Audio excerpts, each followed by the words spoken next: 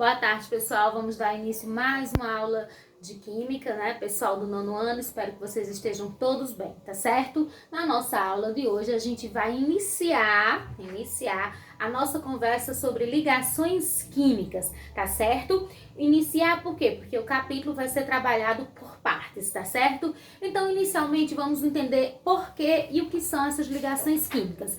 Os átomos, como a gente já estudou em tabela periódica, os únicos átomos que se apresentam na natureza na forma monoatômica, ou seja, isolados, sem se ligar com outros átomos, são os gases nobres, certo? Que já recebem esse nome de nobres justamente pelo fato de terem essa estabilidade e poderem se apresentar na natureza na forma monoatômica, ou seja, um átomo só isolado, sem se ligar com os outros elementos, certo? E aí, essa estabilidade deles vem da onde? Vem do fato de todos os gases nobres, com exceção do hélio, de todos os gases nobres terem 8 elétrons na última camada, com exceção do gás hélio. O gás hélio ele tem apenas 2 elétrons, já que ele só tem a camada K, tá certo? Então, esses elementos, eles são estáveis justamente por isso, por terem 8 elétrons na última camada, certo? E aí, os demais átomos não têm essa estabilidade e eles buscam ter essa estabilidade. E eles buscam como? Eles buscam através das ligações químicas, tá certo?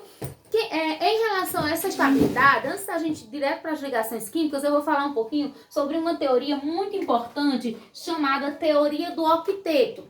Essa teoria do octeto é uma teoria que foi criada por Gilbert Lewis, certo? O Gilbert Lewis, ele percebeu justamente isso que eu falei, que os gases nobres se apresentam na natureza isoladamente porque eles são estáveis, porque eles têm 8 elétrons na última camada. E por esse motivo não precisam se ligar com outros elétrons, com outros elementos, certo? Então ele criou a teoria do octeto, que diz o quê? Que os átomos adquirem estabilidade quando ficam com a última camada com 8 elétrons, tá certo? Então, como eu já disse, somente os gases nobres têm esse privilégio. E os demais que não têm esse privilégio, eles vão estar sempre buscando se ligar uns aos outros para poder ficar com 8 elétrons na última camada. E assim adquirir a estabilidade de um gás nobre e obedecer à teoria do octeto. Então, a ligação iônica, ela vai ser justamente, a ligação química, ela vai ser justamente isso. Uma ligação química é a união de 2 ou mais átomos que buscam ficar estáveis, ou seja, adquirir na última camada 8 elétrons para ficar semelhante a um gás nobre, tá certo? Então, as ligações iônicas, elas têm 3 tipos que nós vamos estudar. Esses tipos são iônica, covalente, metálica, tá certo?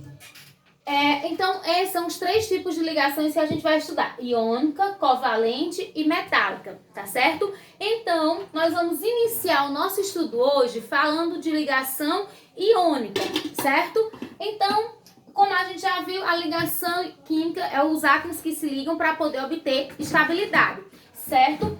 E nas ligações iônicas, os átomos, eles procuram isso. Qual é a característica principal de uma ligação iônica? Um doa e outro recebe. Então, se eu perguntar numa atividade qual a principal característica de uma ligação iônica, é que um átomo doa elétrons e o outro recebe, tá certo? Então, na ligação iônica, ela vai acontecer geralmente entre metais e ametais. Os metais, eles têm a facilidade de doar elétrons, certo? E os ametais, eles têm a tendência em receber elétrons.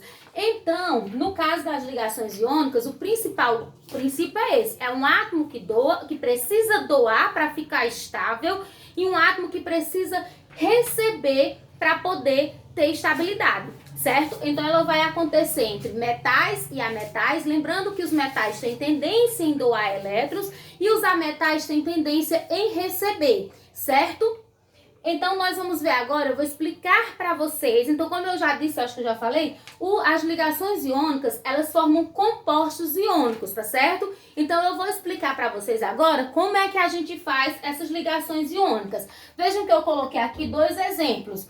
A ligação que acontece entre o NaCl, que é o cloreto de sódio, e a ligação que acontece entre o cálcio e o cloro, que é o cloreto de cálcio, tá certo? Então, vou explicar agora para vocês bem direitinho por quê. Porque eu vou querer que vocês façam isso na atividade, certo? Que vocês façam ligações iônicas. Então, vamos fazer aqui esse tipo de ligação aqui entre o átomo de sódio e o átomo de cloro. É o exemplo mais clássico e mais comum, tá certo? E que eu sei que vocês vão entender bem. Então, para fazer a ligação, primeiramente, a gente vai fazer a distribuição eletrônica. Por isso que a gente teve na aula anterior a explicação de ligações de distribuição eletrônica, para que vocês possam utilizar agora, tá certo? Então, o sódio, ele tem um Z de 11. Então, a distribuição dele vai ficar K2, L8 e M1, certo? Então, ele vai ter... Aí, uma coisa importante. Nós vamos identificar a camada de valência. E o que é a camada de valência? A última camada daquele átomo, certo? Então, no caso do sódio, a camada de valência dele é a camada M contendo um elétron, tá certo? Agora vamos para o cloro. O cloro, ele tem um Z de 17. Então, vai ficar K2, L8, M, K2, né, 10 e M7. Certo? Então, 10, 17. Então, o cloro, ele tem na última camada 7 elétrons, tá certo? E aí, agora nós vamos, como eu disse para vocês, a característica principal da ligação iônica é que um doa elétrons e o outro recebe. E aí, a gente vai ver o seguinte, vocês guardem bem isso. Os elementos que tem na última camada 1, 2 ou 3 elétrons têm tendência em doar. Então, eles vão doar e eles vão se tornar cátion.